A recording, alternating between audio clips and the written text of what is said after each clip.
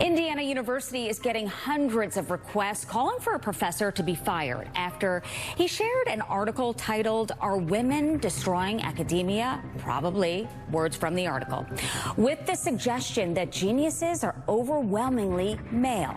With me to discuss is trial attorney Marie Napoli. Marie, good to see you. Thank you for having me. So the professor, his name is Eric Rasmussen, he says, look, I should be able to quote an article if I want. He says he doesn't agree with everything in the article, but he feels the right to be able to share it on social media.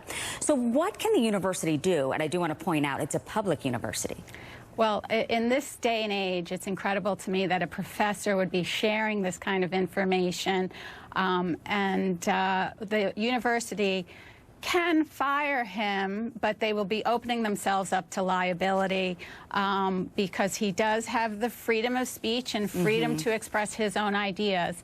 The problem, the university is really stuck between a rock and a hard place, because if they don't fire him and a student feels that they're being deprived in equal education because of his racist and sexist ideas and homophobic ideas, there are going to be lawsuits under the civil rights laws because they're not being given an equal opportunity in a public institution.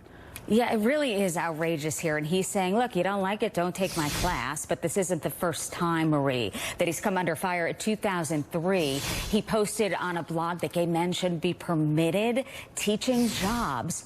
So I'm thinking maybe the students can do something in terms of just not signing up for his class.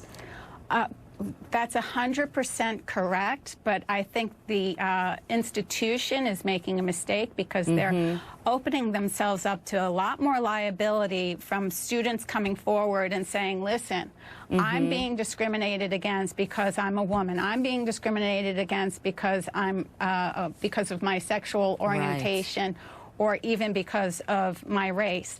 I understand that he also doesn't believe in an affirmative action, and he has really racist ideas across the board. Yeah, the list goes on, and if you consider that he's in charge of your grades, and if he thinks a certain way about you, it is outrageous. Marie Napoli, thank you. We'll see you in a few. Thank you for having me.